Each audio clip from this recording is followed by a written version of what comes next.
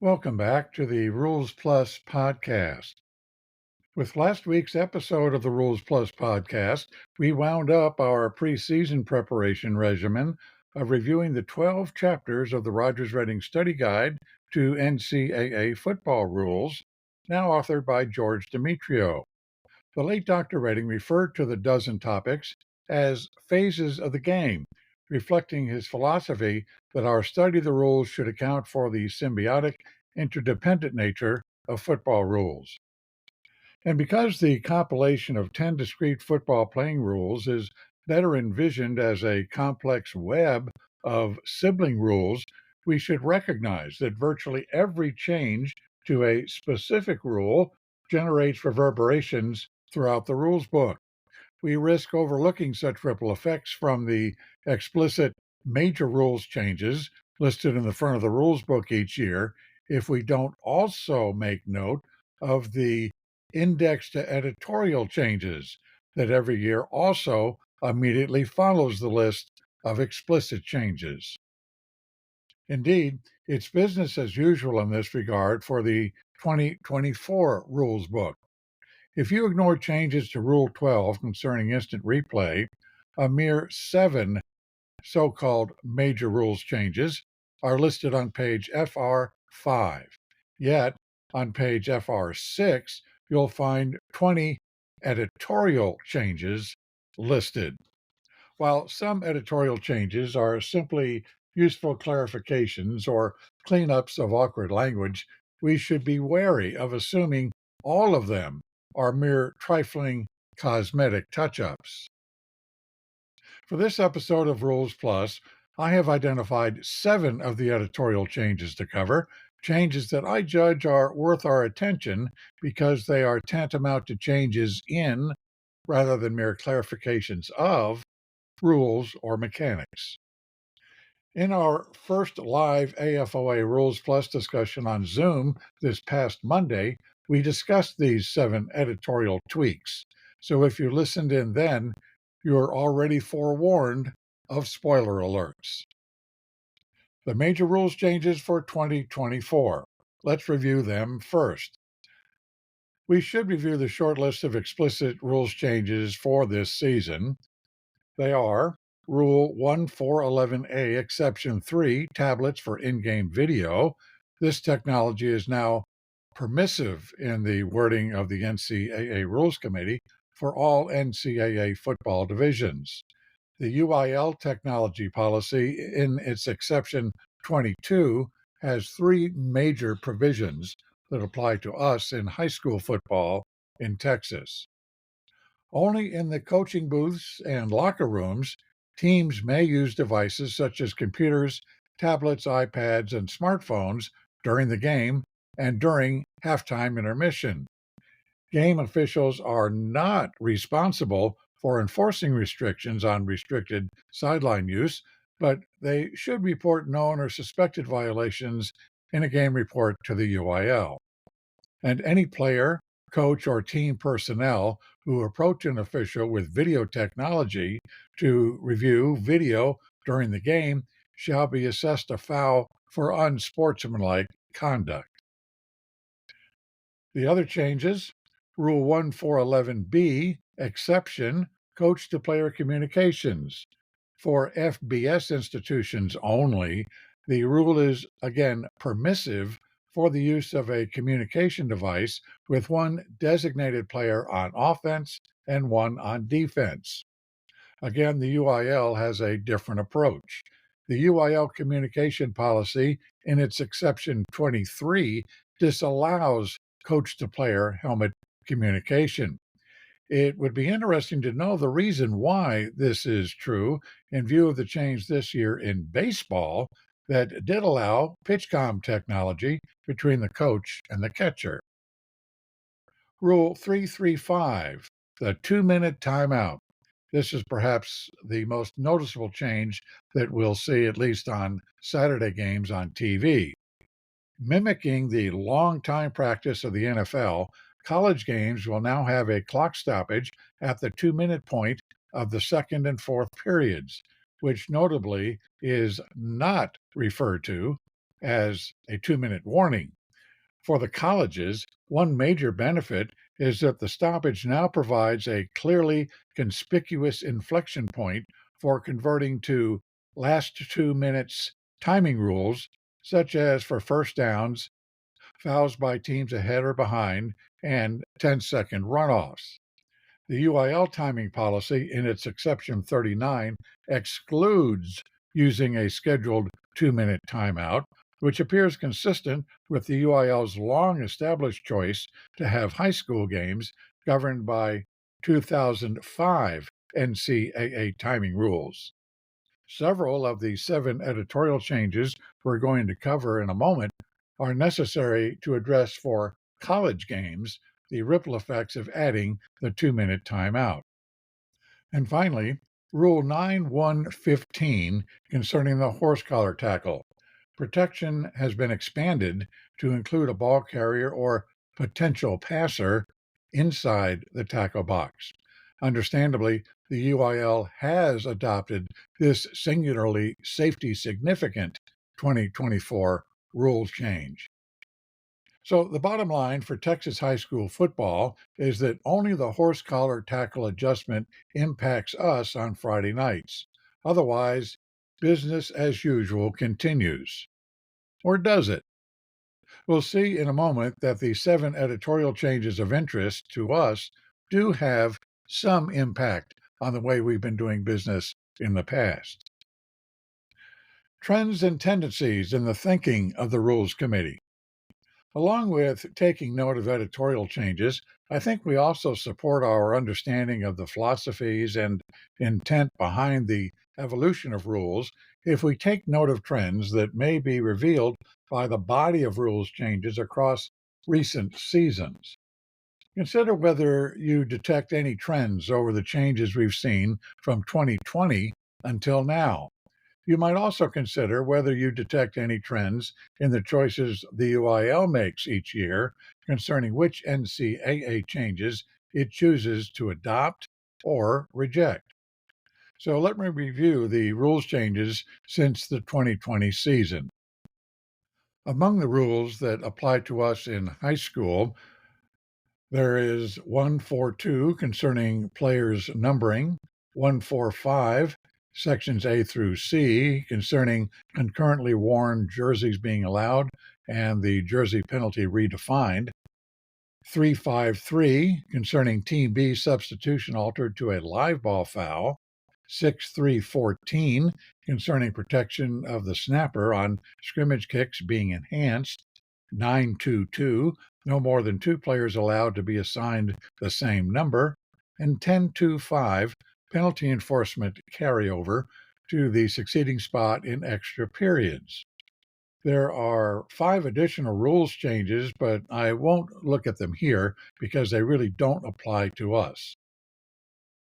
For the 2021 season, here were the principal NCAA rules changes, again, that apply to us in Texas high school football. 124A, the team area and the coaching box were extended to the 20-yard lines. 313E, concerning extra periods. Beginning with the third extra period, the possession series is a 2-point attempt. And 313F, again in extra periods, beginning with the second extra period, the try for point now must be 4-2. Moving to 2022, again, the changes that affect us in Texas. 413R, a ball declared dead when the ball carrier simulates a feet-first slide was introduced. 654, the penalty was reduced to 10 yards for illegal contact after a fair catch signal. 7311, penalty adds a loss of down for illegal touching. 916, blocking below the waist was further restricted to inside the tackle box. 921A1, the enhancement of the penalty options for Team B unsportsmanlike conduct fouls occurred during pass plays. And 934, sections C through E, defensive holding penalties now included an automatic first down in all cases. For last season, for 2023, the principal changes for us: 1411D, codified restrictions concerning drones within the playing enclosure; 323A, concerning extension of periods now only applicable in the second and fourth quarters; and 334A, concerning no consecutive team timeouts during the same dead ball period. And finally, for the 2024 season, we've just talked about the changes there, and really the horse collar tackle rule is the major impact for us. So, the number of changes year to year may offer an interesting temperature check on the health of the game. The number of changes that I just read: there were 6 changes in 2020 out of a total of 11 that apply to us, 3 changes in 2021 out of a total of 4 that apply to us, 6 changes in 2022 out of the total of 8 apply to us, 3 changes in 2023 instead of a total of 7 apply to us, and you could stretch it to consider that 3 changes in 2024 instead of 6 apply to us. So the interesting question is, do you see any patterns or trends emerging? Well, I have a few thoughts about that. Let's look first at the 2020 to 2021 cycle, which was actually a pretty active period. The obvious metrics for crafting a narrative of a half decade of rules evolution are: 1, the number, and 2, the nature of changes from year to year. So again, let's look first at the 2-year cycle for 2020 to 2021. Regarding the number of changes, the nearly dozen changes in 2020 certainly stand out, a very large number indeed. None of the 2021 changes offered clarifications of those 2020 changes, addressing instead safety and addressing the NCAA brand. Regarding safety, the 2 provisions in 313 to modify overtime rules were inspired by just a few cases in which high-profile games featured multiple extra periods, requiring players to endure dozens of additional plays, clearly compounding the risks of injuries to exhausted players. Indeed, one strong rationale for not following the NFL's lead in simply playing additional football is the desire in NCAA games, and certainly our high school games, for a relatively speedy process to determine a winner. Regarding image, if you try to read the minds of the Football Rules Committee, you could infer that the provision in 335B for a feigning injury review process promotes the NCAA brand by focusing on coaching ethics. After all, prior to 2021, 335B contained a brief 22-word statement regarding feigning injuries, saying that, quote, attention is directed to the strongly worded statement in the football code, end quote, regarding coaching ethics. In short, the Rules Committee at that time settled for trusting coaches to adhere to an honor system. The change to 335B in 2021 was an additional 81-word preamble that minced no words. It includes the explicit view, quote, feigning an injury is unethical, end quote. If that wasn't direct enough, the provision continues, quote, feigning an injury is dishonest, unsportsmanlike, and contrary to the spirit of the rules, end quote.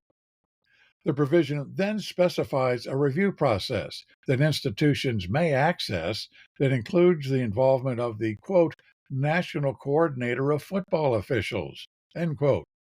The Rules Committee left no room for doubt that its commitment to protecting the image of the game is genuine.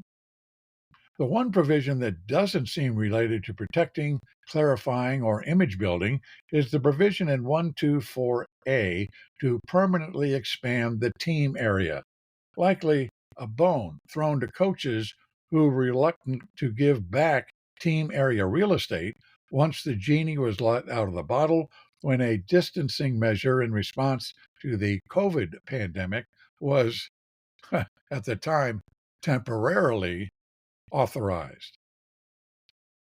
There was one change in 2021, however, that doesn't appear in the list of changes we just reviewed, an editorial change that added a seemingly innocuous 7-word phrase to 323A1 concerning extension of periods. Prior to 2021, a period was not extended if the penalty for a live ball foul by the team in possession included a loss of down.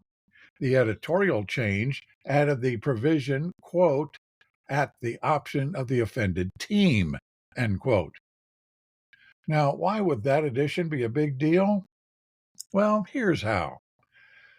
Suppose that while working against a howling wind at the end of the second quarter, Team A's quarterback is just beyond the neutral zone at the A20 when he throws and completes a third down Hail Mary pass for a gain of 72 yards to the B8 yard line as time expires. Because the penalty for the illegal forward pass includes a loss of down, prior to 2021, the period would not have been extended. Yet it's conceivable that Team B would welcome an extension of the period for Team A to have to make a fourth down punt against a strong wind from around its own 20-yard line or so. With the editorial change, Team B now would have that option. The lesson here is to repeat the theme of this episode. The lesson is that we should not ignore editorial changes in our preseason study of rules changes. The 2021 editorial change in 323A1 is as much a possibly important rules change as is the explicit 2023 change that now provides for extending only the second and fourth periods. Let's look now at the 2022 to 2023 cycle, perhaps a much calmer period. After the very active cycle introduced by the nearly dozen rules changes in 2020, the cycle introduced in 2022 is demonstratively calmer by virtue of both the metrics of number and of nature of the changes. Regarding the number of changes, the 8 changes in 2022 were nearly matched by the 7 changes in 2023. Regarding the nature of the 2022 rules changes, 2 of them are related to safety, shutting down a play when a ball carrier simulates a slide, 413R, and further limiting blocking below the waist to the area only in the tackle box. 3 changes in penalty provisions would seem to be related to competitive balance, reducing to 10 yards illegal contact by a player who signals a fair catch, 654, adding a loss of down to illegally touching a forward pass, 7311, and expanding an automatic first down to all defensive holding fouls. The enhanced penalty options for Team B unsportsmanlike conduct fouls seem to be related to enhancing the image of the game, and the appeal option for second half targeting fouls, 913 and 4, seems to be related to supporting players' rights to due process. So, what about the nature of the 2023 changes? Well, 4 of the provisions address the use of drones and administrative procedures for halftime and replay protocol relevant to college games.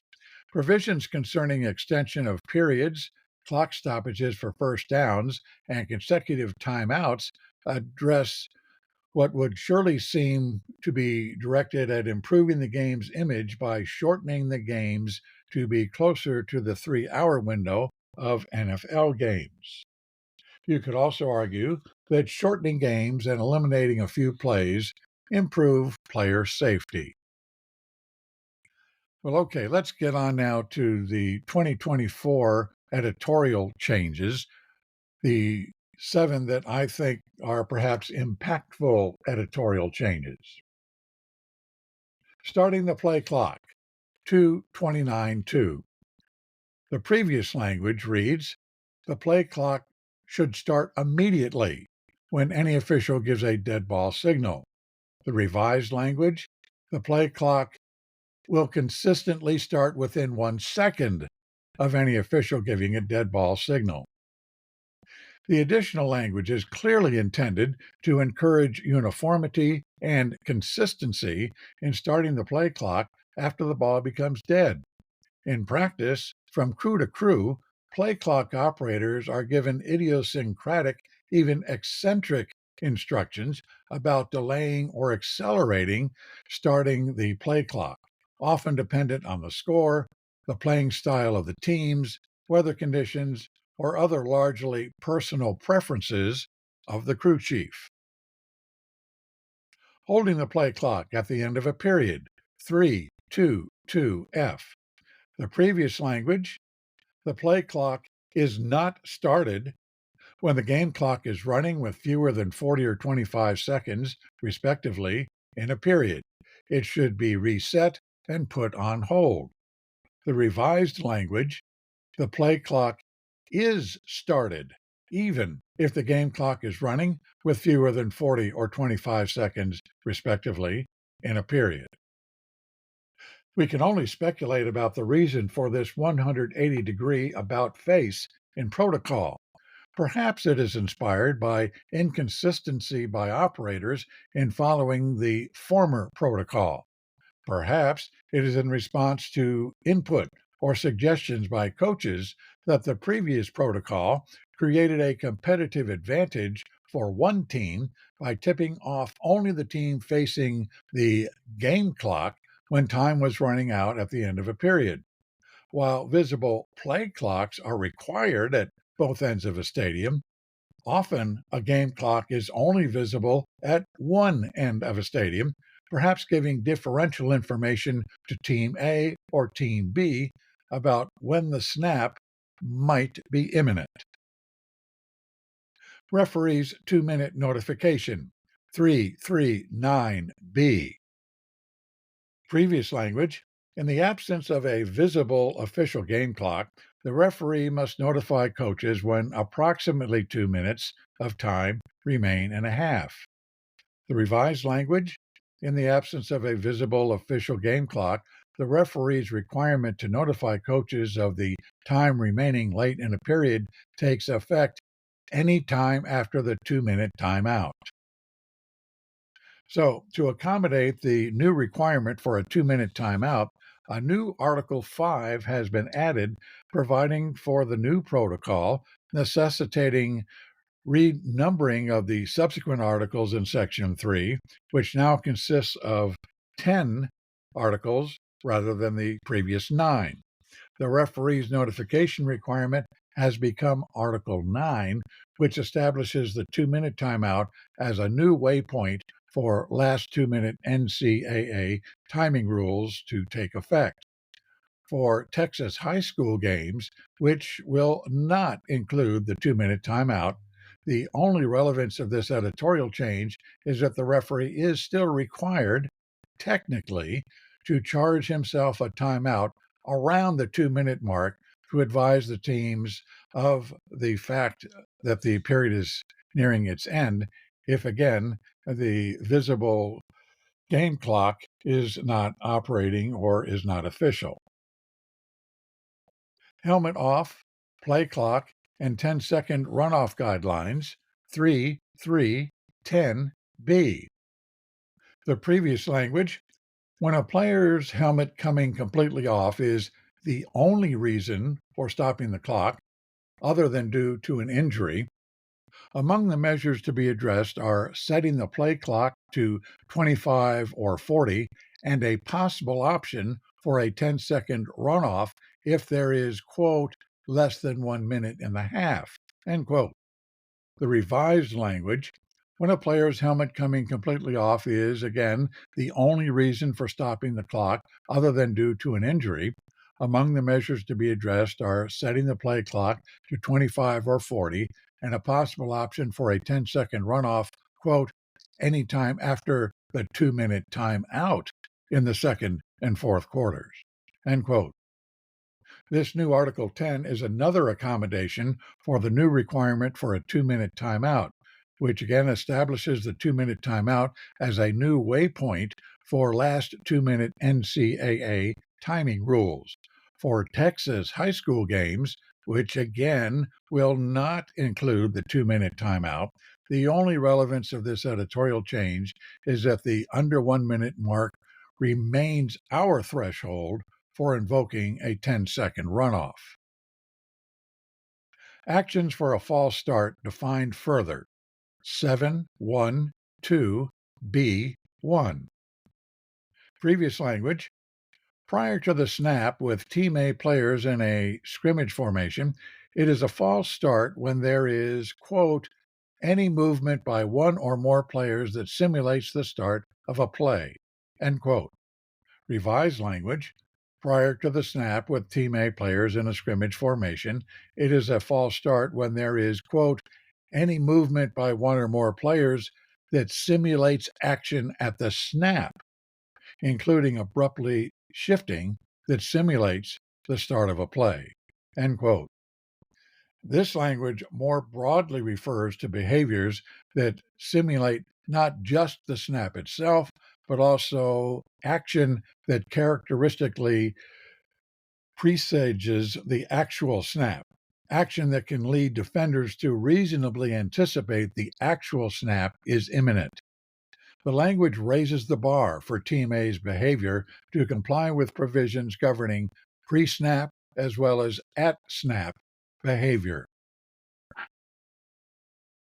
Pre-snap proscribed actions for defense clarified. 7-1-5-A-4. Previous language. Before the snap, players, quote, stationary within 1 yard of the line of scrimmage, end quote, may not make quick, abrupt, or exaggerated actions that are not part of normal defensive player movement. Revised language.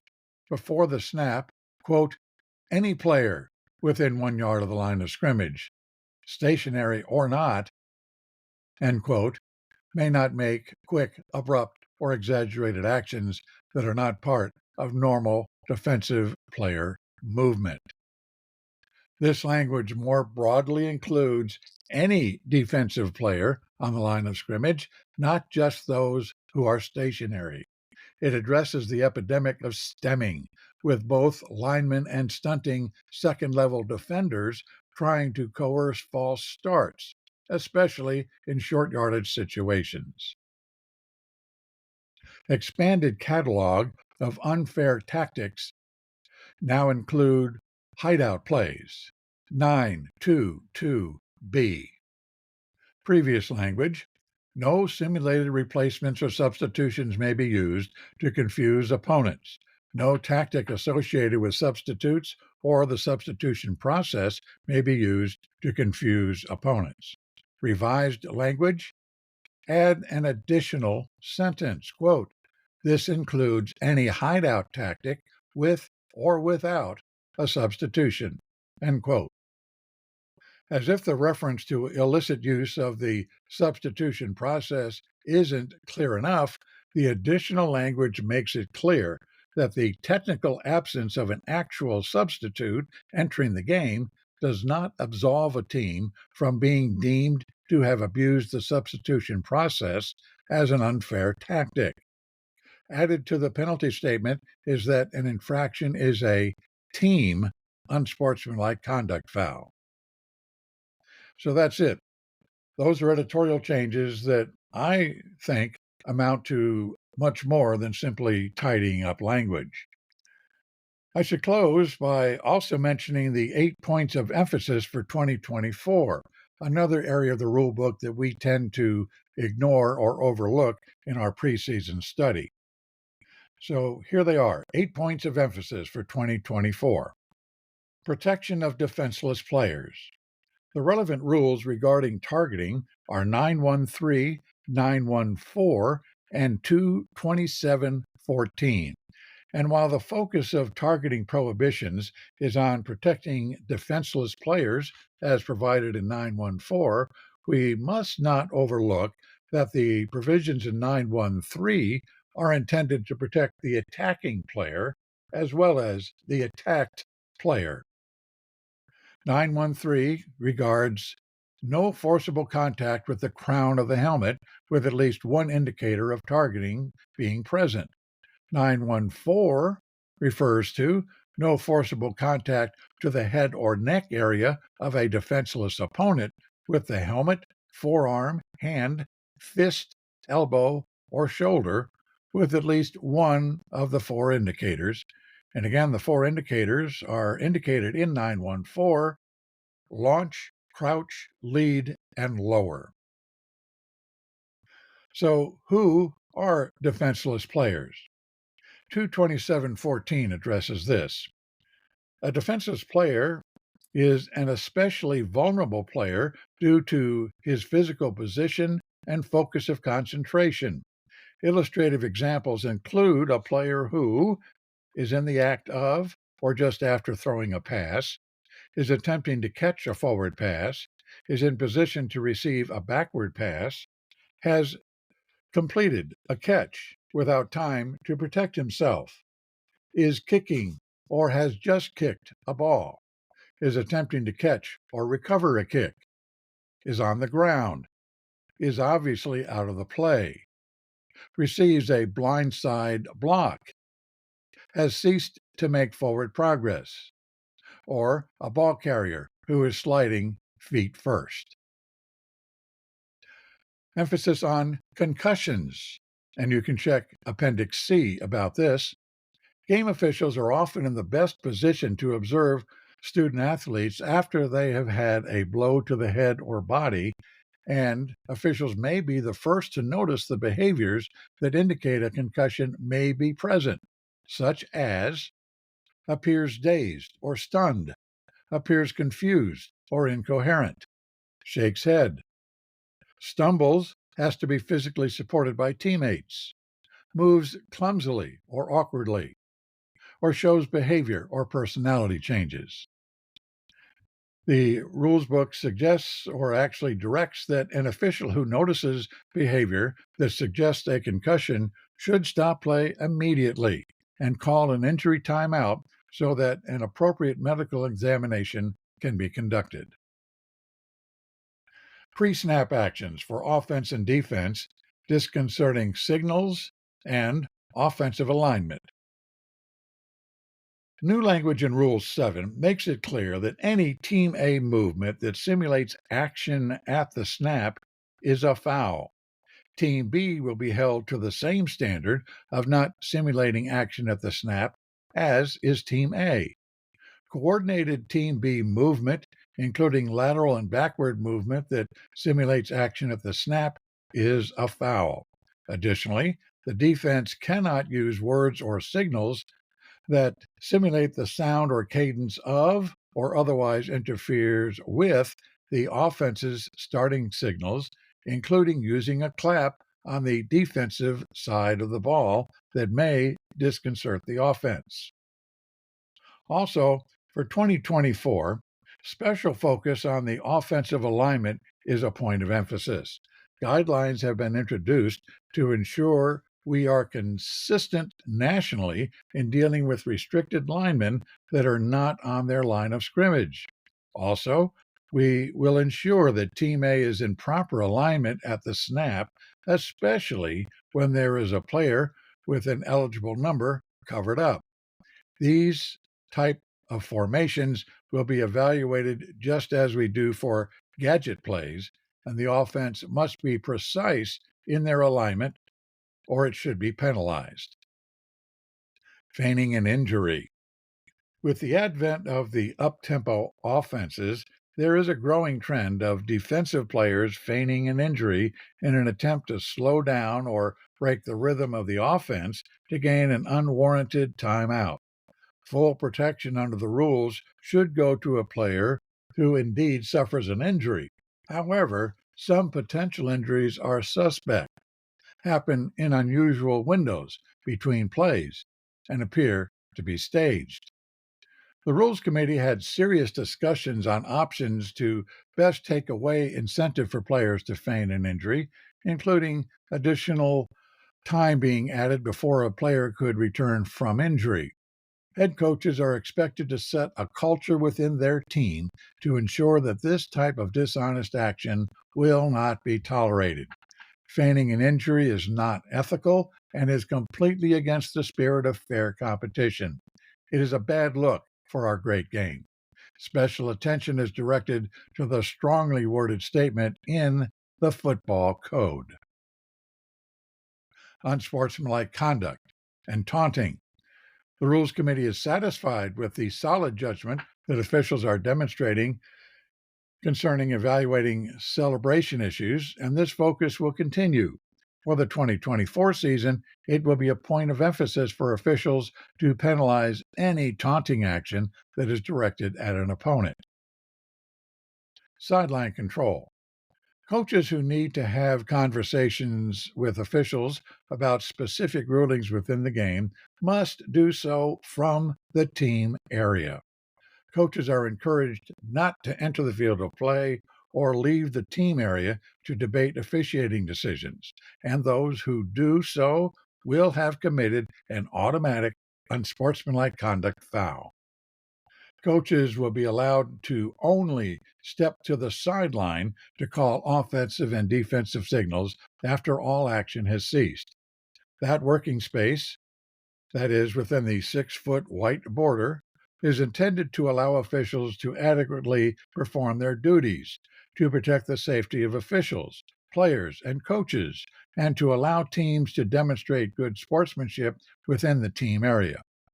New for 2024, if any player, coach, or team personnel approaches an official with a tablet to review or view video during the game, as we mentioned earlier, that will result in an automatic unsportsmanlike conduct foul. Finally, illegal contact against a quarterback or passer. The passer is often in a vulnerable position with little or no opportunity to protect himself from or to prepare for forcible contact. In recognition of this, there is an explicit rule, 919, that addresses this unique situation. Quote, no defensive player shall unnecessarily rough a passer when it is obvious the ball has been thrown. End quote. The rule lists several specific illegal acts against a passer or potential passer. The Rules Committee over time has given options for the quarterback to protect himself, such as sliding feet first and legally throwing the ball away outside the tackle box. The definition of a defenseless player passer has been expanded to include an offensive player in a passing posture with focus downfield. Well, a closing word. I hope you'll continue to make time to listen to upcoming weekly episodes of this podcast as we transition into in-season discussions of topical subjects relevant to our current season. Remember, I'm a member of the Austin Football Officials Association. Our extensive training of prospective officials is well underway, including classroom work, Zoom meetings, and on-field experience in 4 locations in the Central Texas area. We're very pleased to see that we have a large rookie class of men and women. If you'd like to learn more about us, contact us. You can email us at recruiting@afoa.ws, visit our website at www.austinfootballofficials.org, call us at 512-298-2987, or follow us on your favorite social media platforms, including Instagram at ATX Football Refs and Facebook at Austin Football Officials Association. Until next time, have a great week.